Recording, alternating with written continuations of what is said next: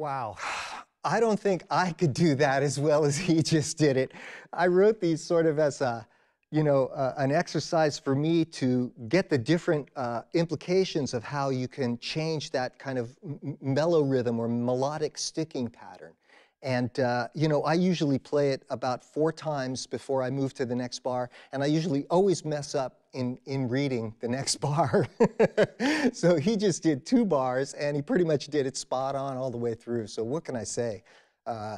Great job, and I hope that it helps you. I hope the feelings of those rhythms sink into you, and that then you can use that sort of morphing aspect to express yourself the way you want. For me, I was trying to recreate some of the things I hear in African music and Afro-Cuban music, which has this way of playing sort of in the cracks.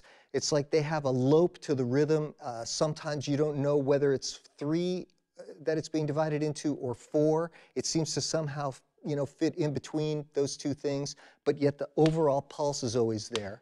And it's just a beautiful thing, especially, if you hear like, say, the way an Afro-Cuban timbali player plays cascara on the sides of the rims. It's got this lope to it that's not exactly like 16th notes.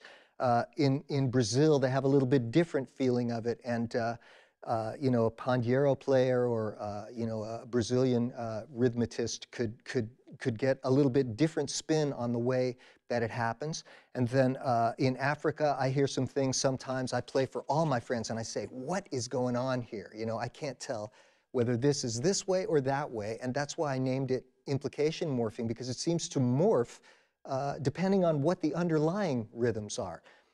If the underlying rhythms are felt in 6, then you can kind of feel it that way, but with this beautiful spin on it.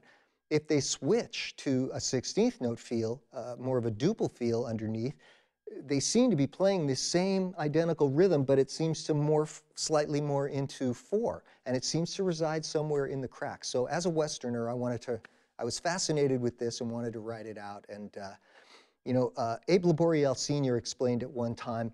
He said, if you think about rhythm as a ball rolling down a hill, he goes, the way we play in Brazil is more like an egg rolling down a hill.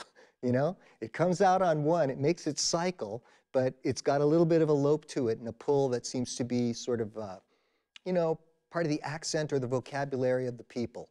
So great job, Roy. Excellent. And keep them coming, man. I hope to see you out here when you get out here very soon.